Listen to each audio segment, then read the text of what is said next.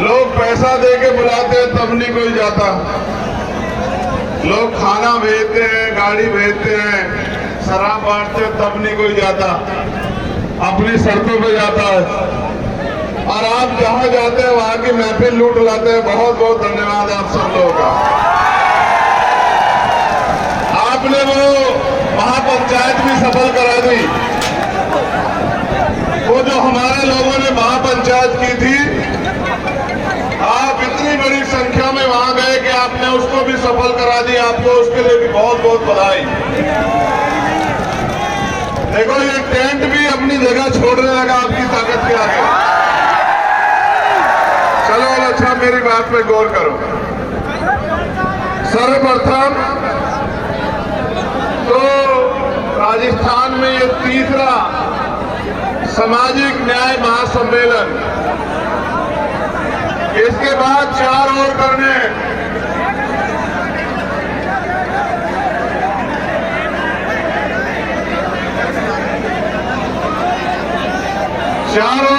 इसके बाद तीसरा है ये नैनवा, भादरा और अब ये गंगापुर सिटी। इसके बाद 4 और करने, बाकी 4 संभाग में। फिर एक ऐतिहासिक करेंगे जयपुर में, राजधानी में, भोपाल की तरह। और उस दिन सरकार को और राजस्थान को संदेश देंगे कि अगर आप ये चाहते हो कि आपका आदमी सीएम बने तो किससे मांगने का काम बंद कर दो। अगर आप ये कहोगे कि हमने सम्मेलन बुलाया है भाई, हमने महापंचायत बुलाई है इसलिए कि हमारे आदमी को सीएम बना दो, मांगने से कहने से कोई आपके आदमी को सीएम बनाएगा क्या? मैं तो अपने उन भाइयों से भी कह रहा हूं, अपनी ताकत पहचानो। वोट आपका है, राज आपका आएगा, कोई रोक नहीं सकता है। राजस्थान में नहीं, पूरे भारत में आएगा। कुछ दिन की बात है, आप देखते जाओ, आपका राज आएगा। ऐसा राज आएगा जिसके बाद शायद कभी कोई दुनिया में भारत के अंदर चुनाव लड़ने की इच्छा ही ना करे। सब खुश हो जाएंगे, मेरा मानना है। आज की इस सम्मेलन के यहां इस मंच पर उपस्थित हमारे प्रदेश के प्रभारी भाई सतपाल चौधरी जी, हमारे भीम आर्मी के प्रभारी भाई अनिल देनवाल जी, हमारे सम्मानित नेता अमरचंद रसोलिया जी, मोहनलाल बैरवा जी, हमारे प्रदेश के अध्यक्ष राम लखन मीना जी, भाई शोएब खान जी, भाई करतार सिंह जी, छोटे भाई शैलेश मोसपुरिया जी, भाई संजय वाल्मीकि जी, भाई रामपाल भारतीय जी, भाई जो संचालक कर रहे थे भाई बीएम मखोरिया जी, भाई केएल माथुर जी, भाई राम सिंह इंदौरिया जी, भाई जितेंद्र अटवाल जी, हमारे पूर्व के प्रदेश अध्यक्ष भीम आर्मी भाई सत्यवान जी, भाई रुकुम सिंह जी जो जिलाध्यक्ष है गंगापुर सिटी के, भाई सुनील कुमार भिंडा जी, भाई विनीत सांखला जी जो हमारे यूथ के प्रदेश अध्यक्ष हैं, भाई विकास पोसवाल जी, भाई राजेश सरपंच जी और भाई बाबूलाल जी जो डीओ हैं, भाई अजय जी, पुष्पेंद्र जी, मीना सिंह जी, भाई नरेश बीरवाल जी, प्रेम नारायण मेहर जी, बहन विद्या वर्मा जी, बहन मीरा मेघवाल जी, बहन संतोष मेघवाल जी, भाई सुमित अम्बेर जी, मदन मेघवाल जी, छोटी बहन एकता जी, अमित करसोलिया जी, धर्मेंद्र फैसला जी, मेरे साथ आए भाई कैप्टन मुकेश वाल्मीकि जी, भाई राज सिंह नेहरा जी जो मुख्य अतिथि के तौर पे हमारे साथ आए, भाई सुशील प्रधान जी और आज के आयोजक साथी भाई मुकेश बैरवा जी। आज हमारे एक साथी का जन्मदिन भी है, चतर सिंह जी का, उनको भी बहुत बहुत बधाई।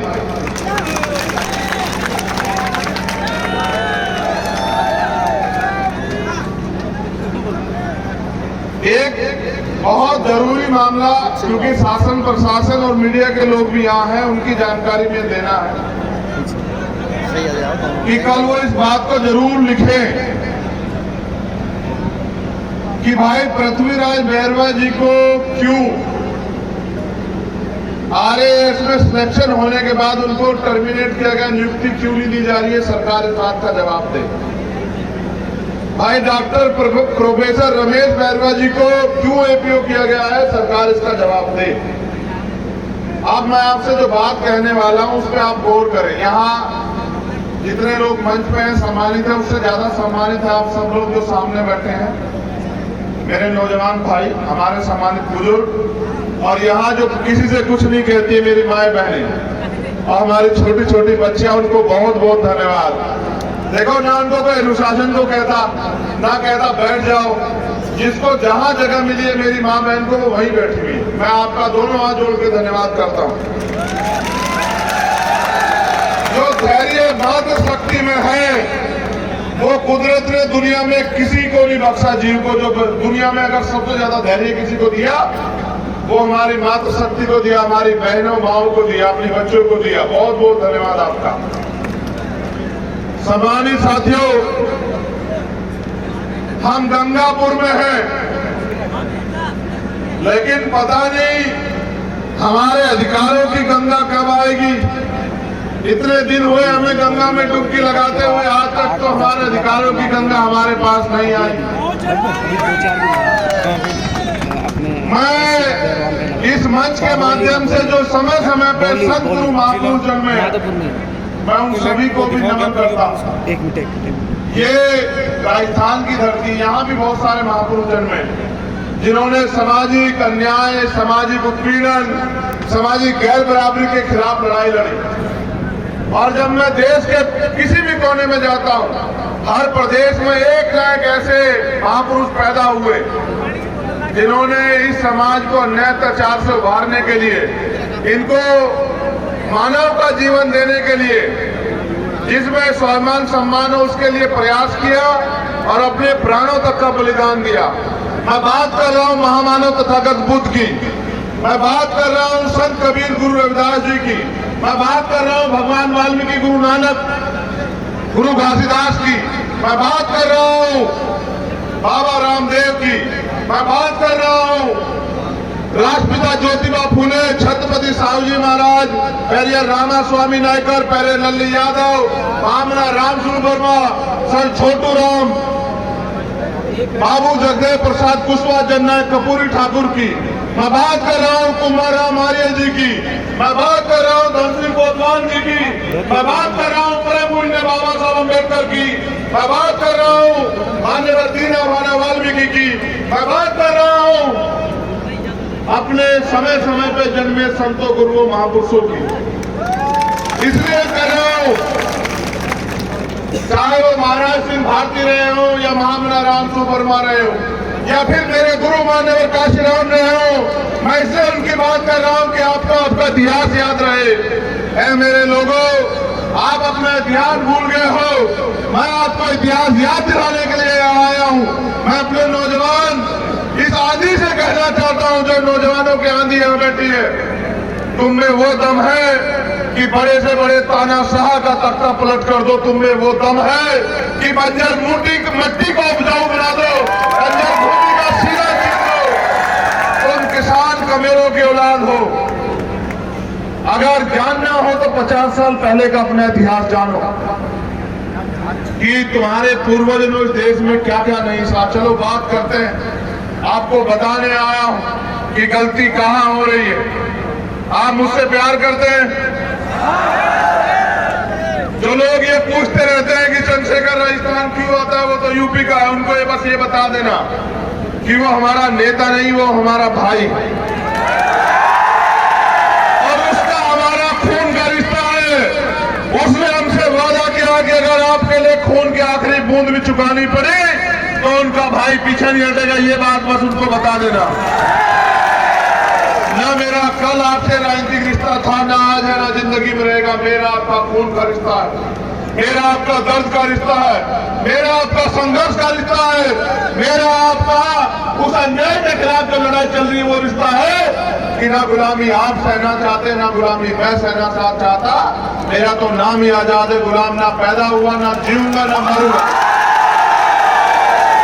सम्मानित भाइयों, 14 अगस्त 1947 भारत गुलाम था अंग्रेजों का। मेरी बात पे गौर करना, क्योंकि नौजवान साथी सिर्फ नारे ना लगाए, उनके कंधों पे समाज को तराने की जिम्मेदारी है। उनको अपने आप को झुका के अपने समाज को अपने कंधे पे बिठा के ताकतवर बनाना है। और जिसने ठान लिया है, जिसने नीला पट्टा डाल लिया है, उसके ऊपर और बड़ी जिम्मेदारी आ गई है कि वो अपने मान सम्मान को और अपने स्वाभिमान सम्मान को और अपने समाज के अधिकारों को लूटने ना दे, उसे झुकने ना दे, उसे बिकने ना दे, उसको हार न मानने दे। तो मैं बात कर रहा हूं तब की जब हम इस देश में गुलाम हुआ करते थे। 14 अगस्त 1947 हम इस देश में गुलाम थे। गुलाम तो पूरा भारत था, लेकिन पूरे भारत के हर सब लोग अधिकारों से वंचित नहीं थे। बहुत सारे लोगों को अधिकारों की आजादी थी, पढ़ने की, लिखने की, घूमने की, मकान बनाने की, जमीन रखने की, खेती करने की और तमाम तरह की आजादी थी। लेकिन जो गुलामों के गुलाम थे ये बहुजन समाज के लोग, जो आज जातियों में बैठ के अपनी एकता को कायम नहीं कर पा रहे। मैं तो बधाई देता हूं कि आपने जोड़ा, आपने SC/ST की महापंचायत की, मुझे बड़ी खुशी हुई। मेरे रूप में ये सब लोग चंद्रशेखर वहीं थे, आपने देखा होगा। मगर देश आजाद हुआ 15 अगस्त 1947 को। 14 अगस्त को जो गरीब था, 15 अगस्त को वो गरीब था।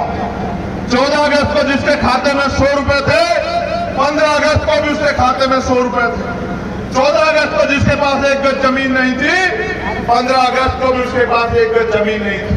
14 अगस्त को जो सामाजिक असमानता का शिकार हो रहा था, 15 अगस्त को भी वो सामाजिक असमानता का शिकार हो रहा था। 14 अगस्त को जिसको मंदिर में जाने की आजादी नहीं थी, 15 अगस्त को उसको मंदिर में जाने की आजादी नहीं थी। 14 अगस्त को जिसको बिजनेस करने की आजादी नहीं थी, 15 अगस्त को भी उसको बिजनेस करने की आजादी नहीं थी। हमें आजादी कब मिली? जब 26 जनवरी 1950 को बाबा साहब अम्बेडकर के द्वारा लिखा संविधान इस देश में लागू हुआ। तब हमें आजादी मिली। क्या आजादी? कि हम भी सम्मान से पूरे देश में कहीं घूम सकते हैं, हम भी पूरे देश में किसी भी सरकारी जगह पे जो दूसरों का अधिकार है वो अधिकार हमें भी है, और हम भी बिस्लेरी का पानी पी सकते हैं।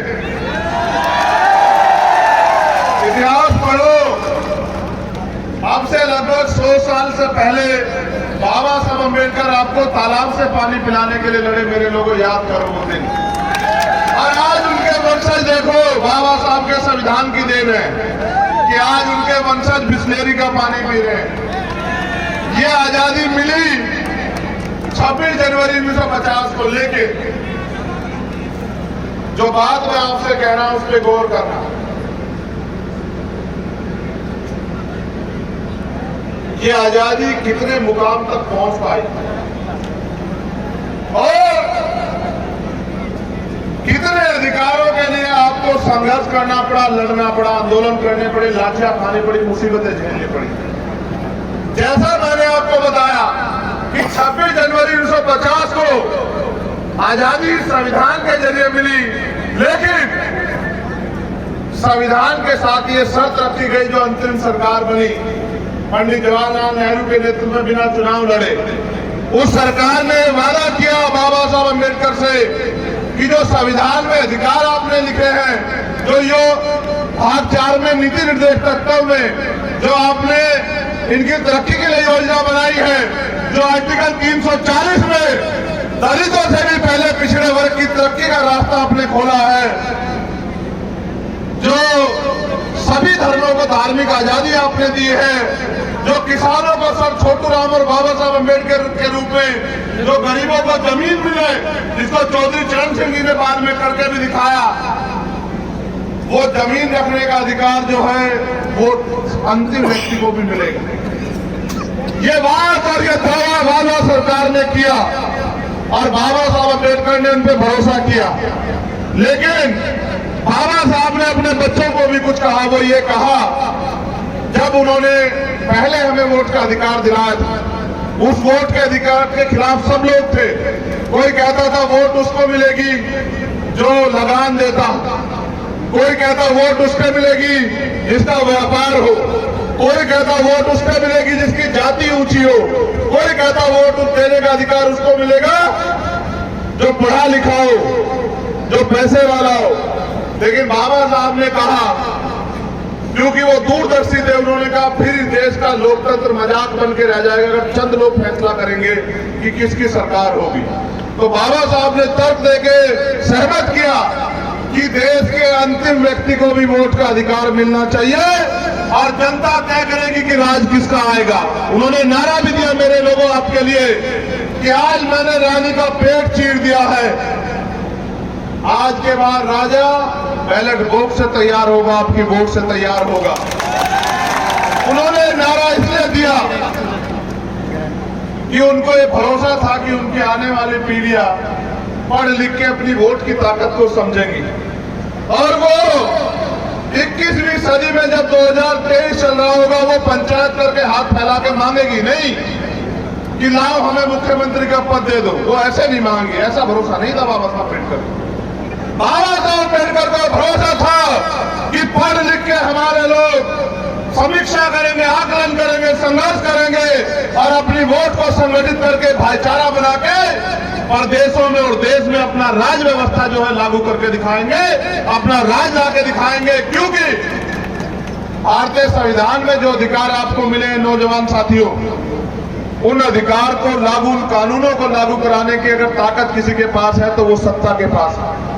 जिनकी सरकार होती है वो कानून को अपने तरीके से लागू कराते हैं और जो नए कानून बनने चाहिए आपके अधिकारों के लिए, उनको कानूनों को बनाने की ताकत भी इस पंडाल में नहीं है। वो ताकत भी विधानसभा और लोकसभा के पास है। आप लाखों लोगों की भीड़ कर लो और वोट आपको 4 ना मिले तो आप कुछ नहीं कर सकते हो।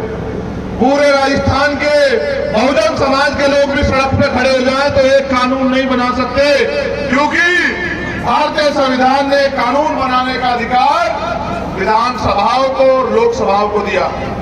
बाबा साहब अम्बेडकर को भरोसा था कि उनकी आने वाली पीढ़ी आकलन करेगी, क्योंकि वो ये जानते थे कि जिन लोगों के हाथ में सत्ता है वो मेरे लोगों को कुछ नहीं देंगे, वो बिल्कुल कुछ नहीं देंगे। वो तो मेरे लोगों को जो अधिकार मैंने संविधान में सुरक्षित किए हैं वो तो उनको भी छीनने का काम करेंगे, समय समय पे उनको भी लूटने का काम करेंगे। आज देखो ऐसी हालात है। देखो कहते हैं कि न्याय सबका जन्मसिद्ध अधिकार है। आप मुझे जवाब दो और कहो कि चंद्रशेखर झूठ बोल रहे हो हमारे भाई कि इंदर मेघवाल को न्याय क्यों नहीं मिला, आप बताओ मुझे। जब न्याय जन्मसिद्ध अधिकार है तो इंदर मेघवाल को न्याय दिलाने के लिए आपको आंदोलन क्यों करना पड़ा राजस्थान में, आप बताओ। न्याय अगर जन्मसिद्ध अधिकार है तो जितेंद्र मेघवाल को उसकी हत्या की गई, तुम्हारे भाई की, तुम्हारा खून था वो, उसकी हत्या की गई, उसको बकरे की तरह काट दिया गया घेर के। एक बहादुर तुम्हारे भाई को, उसके हत्यारों को सजा दिलाने के लिए तुम्हें आंदोलन क्यों करना पड़ा? तुम इतने बड़े पैमाने पे क्यों झूठे पाली में जाके? मैं आपसे इसलिए पूछना चाहता हूं कि ओम प्रकाश नगर फांसी लगा लेता है क्योंकि उसको लगता है उसको न्याय नहीं मिलेगा। मैं इसलिए आता हूं राजस्थान की ओम प्रकाश नगर लिखता है सुसाइड नोट में कि मेरा भाई आएगा मुझे न्याय दिलाने के, इसलिए आता है चंद्रशेखर आजाद राजस्थान। मैं पूछना चाहता हूं, आप लाखों की संख्या में जयपुर में इकट्ठा हुए थे, बताओ कार्तिक भील को न्याय क्यों नहीं मिला? मुझे बताओ, मैं जानना चाहता हूं आपसे। मैं जानना चाहता हूं आपकी पंचायत के 1 हफ्ते बाद ही मेरी बहन पूजा को 10 टुकड़ों में जिन्होंने काटा, उनको, उस बहन के परिवार को न्याय कब मिलेगा? बताओ। मैं जानना चाहता हूं कि बलौत्रा में जिस बहन को अन्याय का सामना करना पड़ा, उसको जला दिया गया, उसको न्याय कब मिलेगा? बताओ। ये मैं जानना चाहता हूं आप लोगों से। उनको भरोसा था बाबा साहब अम्बेडकर को, उनको क्योंकि एहसास था इनके चरित्र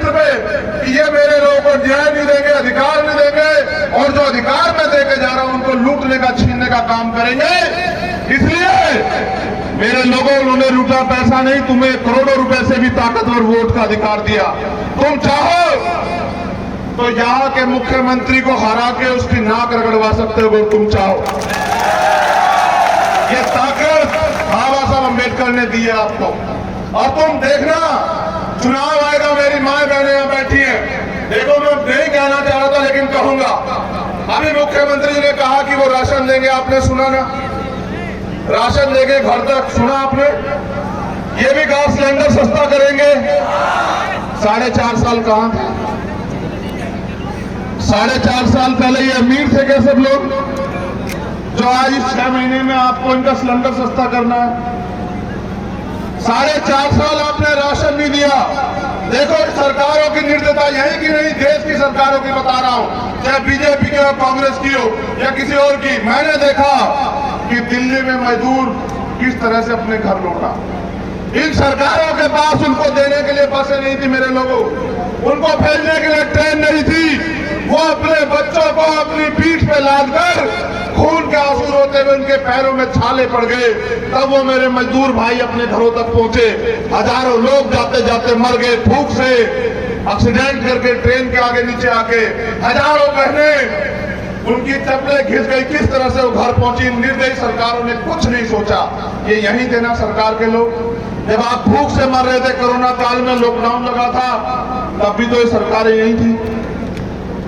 आज चुनाव आ रहा है और उनको दिख रहा है कि वो अपने लोगों की तरफ बढ़ रहे हैं, वो अपने लोगों को ताकत देने के लिए सोच रहे हैं, इसलिए कह रहे हैं राशन ले लो। ये बताओ, जो बाबा साहब अम्बेडकर ने अपने 4 बच्चों को कुर्बान करके आपको वोट का अधिकार दिलाया, उनको राशन पे बेचने का काम करोगे?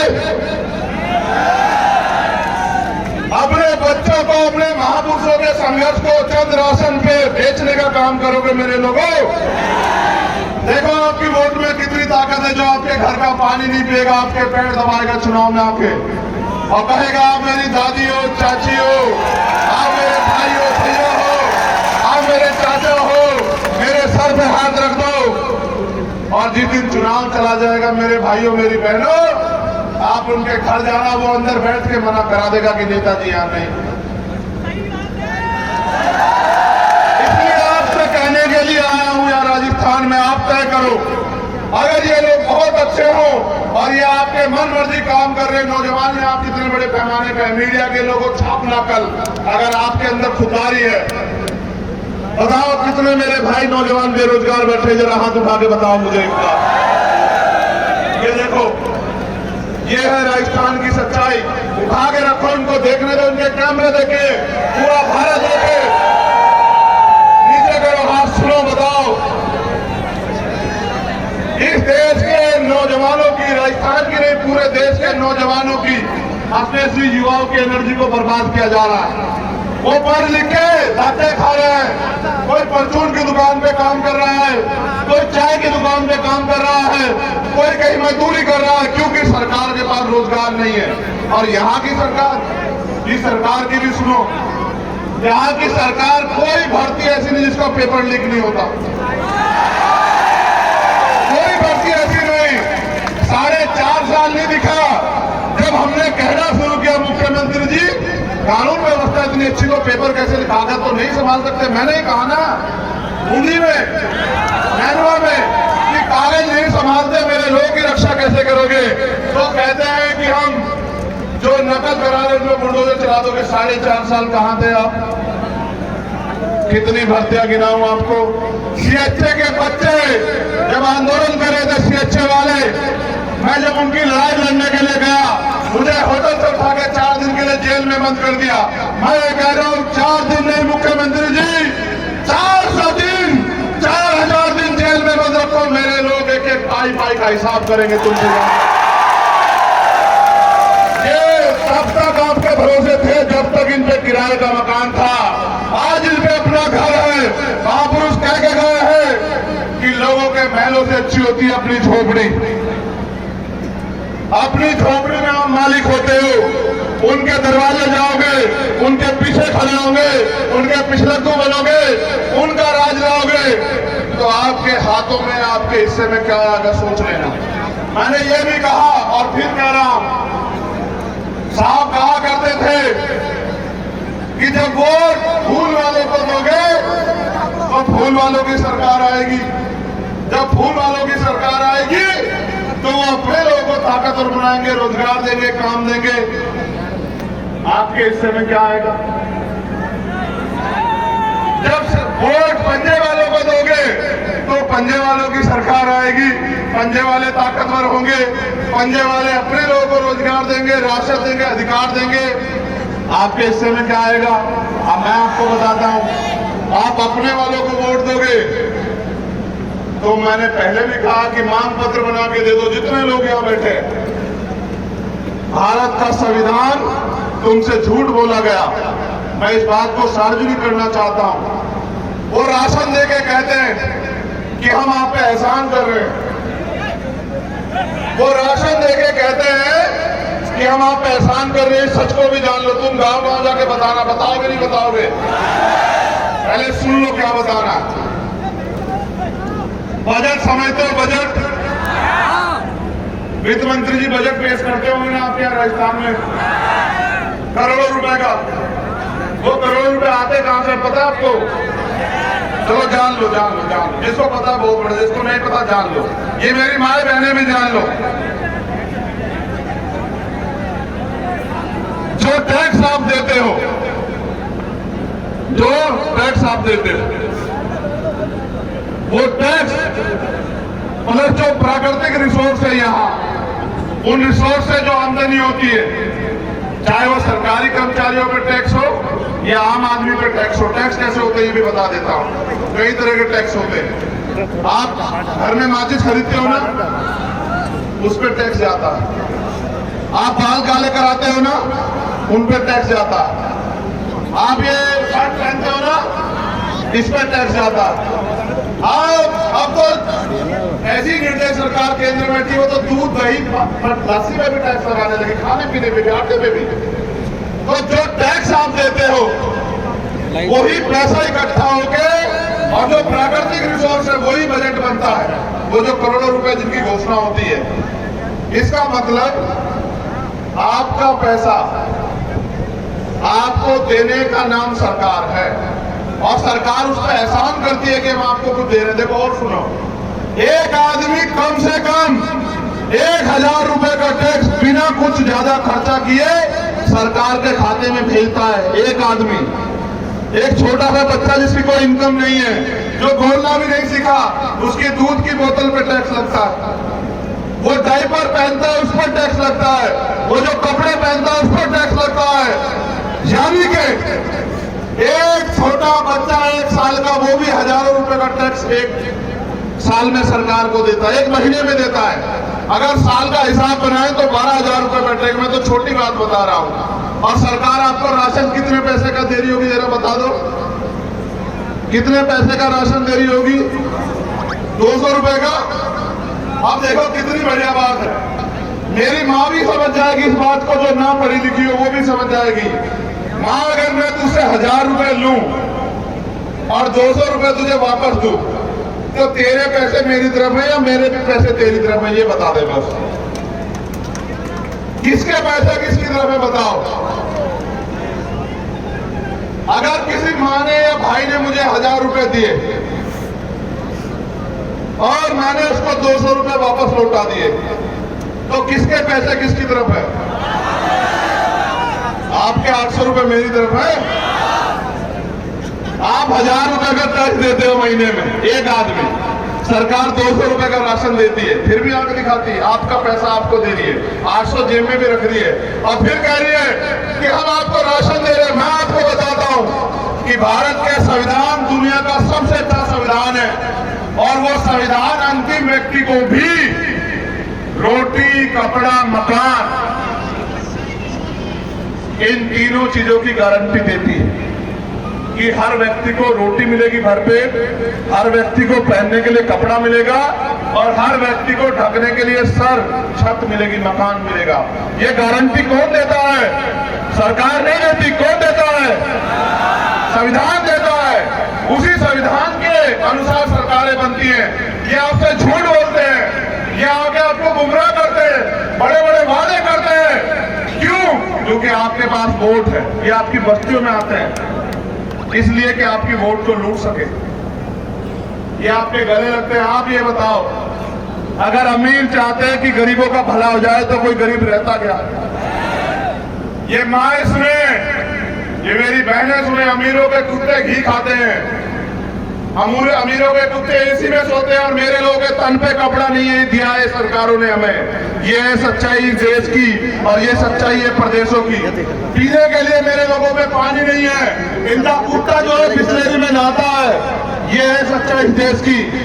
लेकिन आप इनके बातों में आ जाते हो और फिर इनको ताकतवर बना देते हो। मेरे पिताजी कहा करते थे कि अजमाने को अजमाना नहीं चाहिए, जिनको अजमा चुके और अजमा के देख चुके कि मैंने वहां कहा बादरा में कि अगर आप गलती कर बैठते हो, मैं गंगापुर सिटी में भी कह रहा हूं, तो 5 साल जो खाल उतरेगी हमारे लोगों की, जो अन्याय सहना पड़ेगा हमारे लोगों को, जो रेप हत्याएं होगी, जो पूजा भील को टुकड़ों में काटा जाएगा, उसके जिम्मेदार आप भी होंगे। इस बात को आप लोग याद रखना, क्योंकि आपकी गलती, आपकी लापरवाही, क्योंकि वोट का अधिकार आपको बिकने के लिए नहीं मिला, वोट का अधिकार आपको गुलामी से मुक्ति के लिए मिला है, वोट का अधिकार आपको ताकतवर बनने के लिए मिला है। अगर आप अपनी वोट का प्रयोग गलत कर देते हो तो जो अन्याय होगा उसका खामियाजा आपको भुगतना पड़ेगा, उसके जिम्मेदार भी आप होंगे। दूसरा, काशीराम साहब ये कहते थे कि वोट की रक्षा कैसे करनी है, जैसे बहन बेटे की रक्षा करते हैं। तो आपकी वोट इतनी सस्ती नहीं मेरे लोगों कि थोड़े से पैसे शराब या राशन पे किसी को दे दो, ये तो सरकारों को देना ही है। आप वोट अपनी ताकत बनाने के लिए दो। मैंने अभी 4 दिन पहले 2 लाइनें लिखी थी, आपने अगर पढ़ी हो मेरे ट्विटर हैंडल पे, राजेश अगर पढ़ी हो, मैंने लिखा था कि निकाल लाया हूं परिंदों को पिंजरों से, निकाल लाया हूं परिंदों को पिंजरों से। अब बस परिंदों के दिमाग से पिंजरा निकालना बाकी। इस गुलामी बेबसी में आपका अपना मकान ना होने के कारण आप लोग रह रहे थे, उस कमरों से आपको निकाल लाया हूं मैं। अब बस आपके दिमाग से बात निकालनी है कि जब वोट देकर आप उनकी सरकार बना सकते हो तो अपनी भी बना सकते हो। वो जो नारा दिया महापुरुषों ने कि वोट हमारा राज तुम्हारा, अभी दूसरे एक हमारे साथी केपी सिंह जी ने सुबह कहा कि देखो महापुरुष कह के गए कि वोट हमारा राज तुम्हारा, नहीं चलेगा नहीं चलेगा। लेकिन यहाँ राजस्थान में क्या हो रहा है कि वोट तुम्हारा राज हमारा, यूं ही चलेगा यूं ही चलेगा, क्योंकि मेरे लोग गुलामी छोड़ना नहीं चाहते। कार्तिक भील का परिवार 3 महीने सड़क पे धूल भागता है, उसके बच्चे खून के आंसू रोते हैं। क्या जवाब दूं मैं उसको, उस परिवार को, कि जो जिस पे आरोप है वो कांग्रेस का विधायक है इसलिए उसका कुछ नहीं हो सकता, तो कानून बराबर कैसे हुआ? मैं मुकेश वाल्मीकि जी यहाँ बैठे, इनका बेटा हर्षाधिपति वाल्मीकि, एक आपका अपना खून, आपका भाई अधिकारी, उसको एक विधायक जाके पीटता है, 22 जगह से उसकी जो है उसकी हड्डियां फ्रैक्चर हो जाती है और उसको मरा हुआ समझ के छोड़ देता है। वो तो आपका खून था कि उनसे नहीं मरा, इतने लोगों से भी, वो आपका बलशाली खून था, वो नहीं मरा। आज वो अपने पैरों पे खड़े होने की स्थिति में है, वो भी बेड पे उठ जाएगा, जैसे आप उठ के खड़े हुए वो भी उठ जाएगा।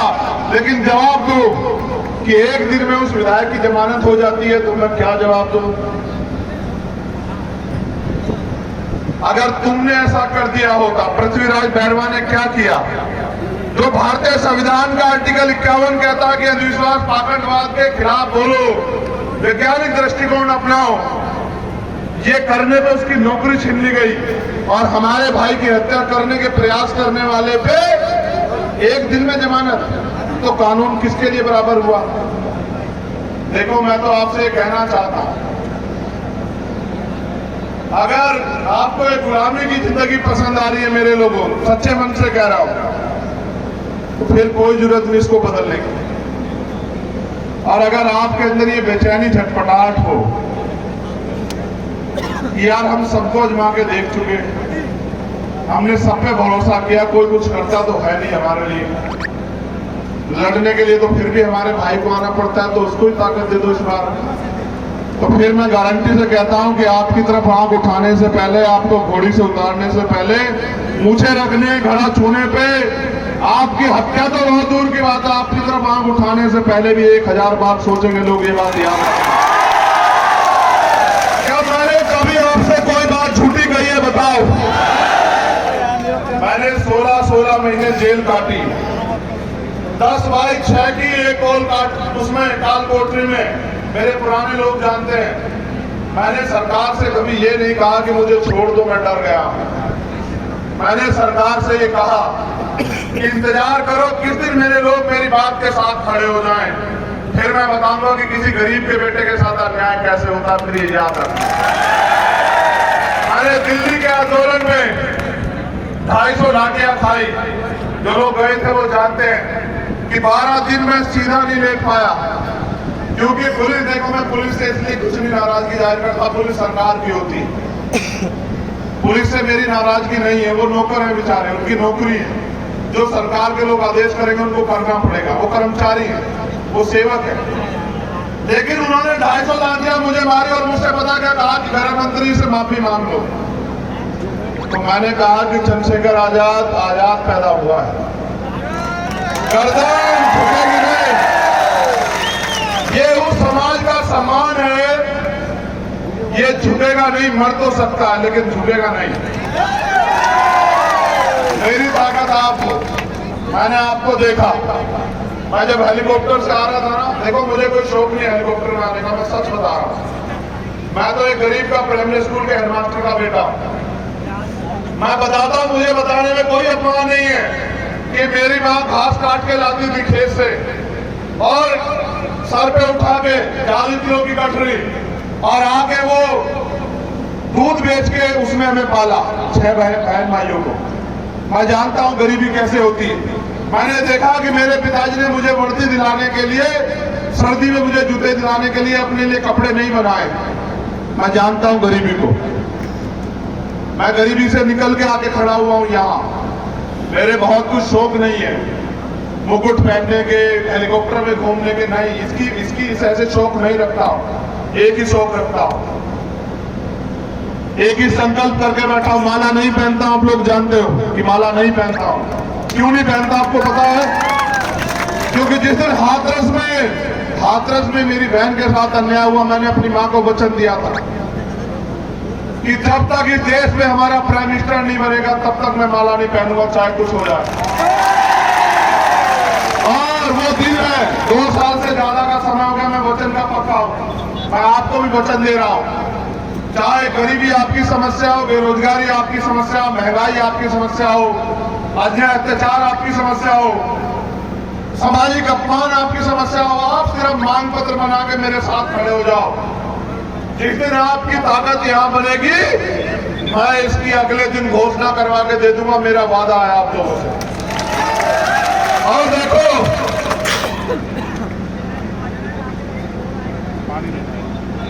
मुझे यहां से MP MLA भी नहीं बनना यार भाई, ये भी मेरी इच्छा नहीं है ईमानदारी से कि मुझे MP MLA बनना है। एक इच्छा मेरी है कि यहां बैठे गरीब के बेटे MP MLA जरूर बने, और वो एमएलए बन के उन माओं के आंसू पूछने के काम करें, बुजुर्गों के दुख बांटने काम करें जिनको व्यवस्था ने ठग लिया, जो सिर्फ चुनावी पैर छुआऊ होते हैं बेचारे, उनके दुख, उनके आंसू पूछने काम करें। देखो तो जाके सही कि जब गरीब अपनी बेटी की शादी करता है तो साहूकार से पैसा लेता है उधार, और फिर सालों उसकी पीठ जो है छलनी हो जाती है उस उधार को उतारने में। अगर अपने बच्चे को डॉक्टर इंजीनियर बनाना चाहे तो वो उधार लेता है, लोन लेता है, कर्जा लेता है, उसकी जमीन गिरवी रख जाती है और ताकतवर उसकी जमीन छीन लेता है। मैं बस उनके चेहरों पे खुशी देखना चाहता हूं, उनके साथ हो रहा अन्याय बंद करवाना चाहता हूं। मैं चाहता हूं कि हर गरीब के बेटे को, चाहे वो कितनी अच्छी शिक्षा लेना चाहे, मुफ्त की शिक्षा मिले, फ्री शिक्षा सबके लिए, कोई किसी जाति धर्म का, सबको मिले, कि कोई ये ना कहे कि हमें नहीं मिल रही है। और क्योंकि मैंने अपने पिता को अपने हाथों में खोया, क्योंकि मैं पैसे वाला नहीं था, अपने पिताजी का प्राइवेट हॉस्पिटल में इलाज नहीं करा पाया। मैंने उनको भी उस दिन वचन दिया, उनके अंतिम दिन उनके 100 पे हाथ रख के कि मैं कोशिश करूंगा, पूरी मेहनत करूंगा ईमानदारी से कि कोई गरीब मेरा आपके जैसा आने वाले समय में अपनी बहन, भाई, बेटे, बच्चे, पत्नी, पिता, मां को इसलिए ना खो दे कि उसकी जेब में इलाज के लिए पैसे ना हो। बस ये लड़ाई कि सबको, अगर संविधान सबको बराबरी के अधिकार देता है तो फिर वो बराबरी के अधिकार जमीन पे भी मिलने चाहिए। अगर संविधान सबको आगे बढ़ने की इजाजत देता है तो वो इजाजत जमीन पे भी मिलनी चाहिए। मैं आपसे एक चीज और कहना चाहता हूं, बैरिकेडिंग बहुत तोड़ते हो आप लोग। मैंने पूछा इससे बैरिकेडिंग क्यों नहीं लगवाई, तो कहा इस आंधी ने बैरिकेडिंग तोड़ दी। तो चलो ये तो मैंने मान लिया, बस ये भेड़िया कब तोड़ोगे ये भी बता दो, जो गुलामी की भेड़िया आपके आसपास लगी है।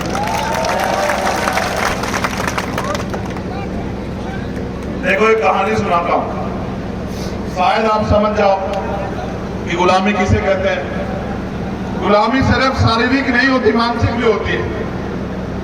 हाथी देखा आपने? हाथी, एलिफेंट। हाथी जब छोटा होता है ना, बच्चा होता है, उसके पैर में एक मोटी सी संखल बांधते हैं, देख लेना मोहब्बत को, किसी को देखना, और उसको मजबूत खूंटे से बांधते हैं। वो पूरी जोर लगाता है लेकिन उस संकल को तोड़ा नहीं पाता। उसके दिमाग में ये बात घर कर जाती है कि ये संकल तू तोड़ नहीं सकता। फिर हाथी बड़ा हो जाता है, जब वो सारी संकल तोड़ सकता है, लेकिन फिर उसके पैर में एक छोटी सी रस्सी बांधते हैं। बस ये गुलामी उसके सब दिमाग में रहती है कि वो इस रस्सी को तोड़ नहीं सकता। आपके दिमाग में भी ये गुलामी बैठ गई है कि भाई हम अपना विधायक नहीं जिता सकते, हम अपनी सरकार नहीं बना सकते। आप ये बताओ, वोट आपका है, आपके वोट से विधायक बनेगा, तो भाई आप जब दूसरे का बनाते हो तो अपना क्यों नहीं बना सकते? देखो एक और आपसे कह रहा हूं, मैंने ये प्रदेश स्तर पे, राष्ट्रीय स्तर पे भी किया कि जब तक हम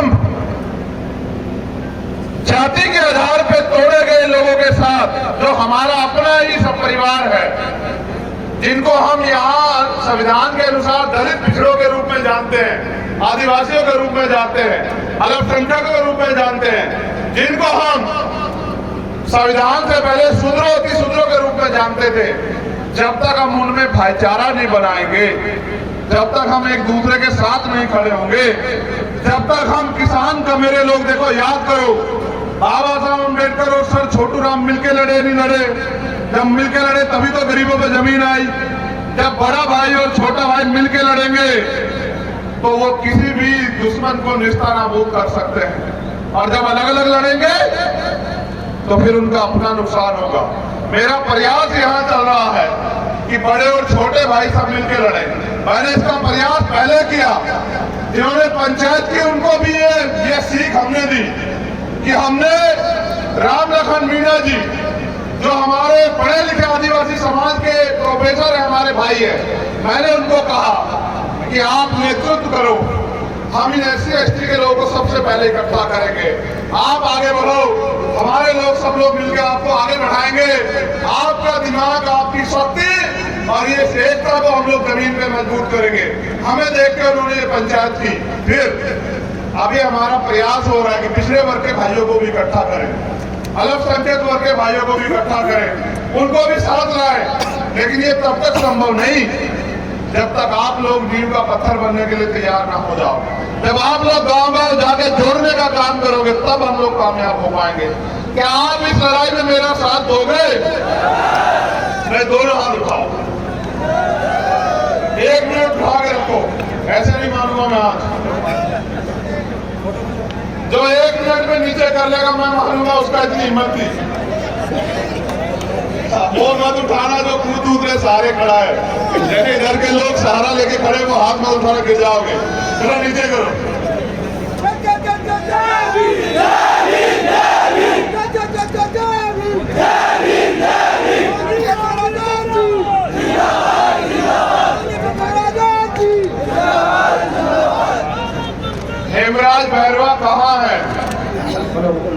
क्या हेमराज बैरवा मुझे सुन रहा है? सनो बद्रीलाल बैरवा, ग्राम भंडारी, जिला दौसा। तुम्हारे जीजा जी खड़े हैं, कुछ जरूरी काम है ट्रक पे, जरा एक बार मिल लो जाके, उनको जाने दो, रास्ता दे दो। मेरे नौजवान साथियों, रास्ता दे दो। देखो, मैं आपसे विदाई लेना चाहता हूं इस उम्मीद के साथ कि इस बार तुम किसी का पैसा, किसी का राशन और किसी की झूठी बातें आपके मेरे बीच में दूरी नहीं बना पाएगी। किसी की झूठी बातें आपको और मुझे अलग नहीं कर पाएंगी। क्या ये मैं मानूं कि गंगापुर सिटी और इसके आसपास के जो इस संभाग के लोग हैं वो इस बार मुझे ताकत देने का काम करेंगे? आश्वस्त हो जाऊं? पहले जवाब दो। ऐसा तो नहीं कोई पैसा देगा तो भूल जाओगे?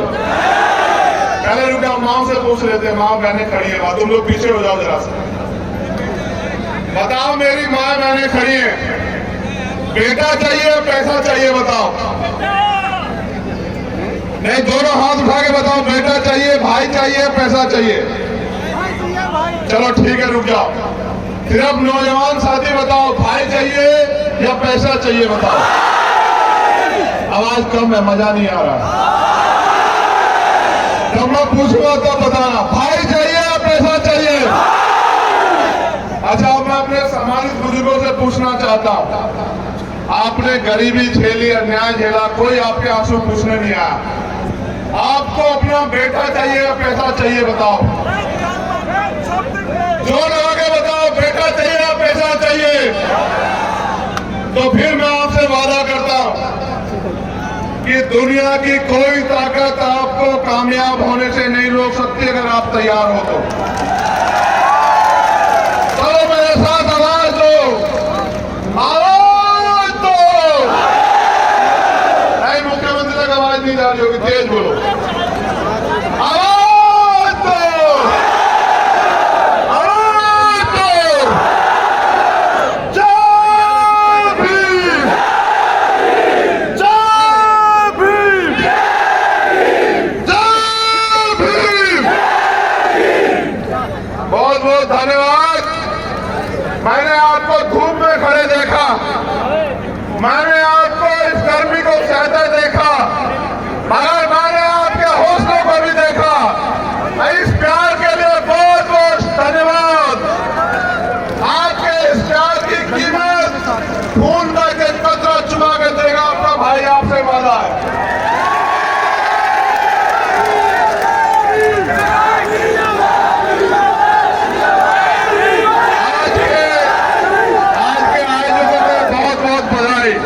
जिन्होंने बहुत मेहनत की, दिन रात एक करके समाज तक एक खबर पहुंचाई, उन सभी साथियों का बहुत बहुत दिल की गहराई से धन्यवाद। जयपुर आओगे नहीं आओगे? जब बुलाऊंगा इधर वाले बताओ, जयपुर आओगे नहीं आओगे? पैसा नहीं है मेरे पास, अपने साधन से आना पड़ेगा, बस नहीं लगा पाऊंगा, खाना खा के आना, खाना नहीं खिला पाऊंगा। और इसलिए आना कि तुम स्वाभिमान सम्मान से जीना चाहते हो और अन्याय की बेड़ियां काटना चाहते हो, इसलिए आना पड़ा। ठीक है?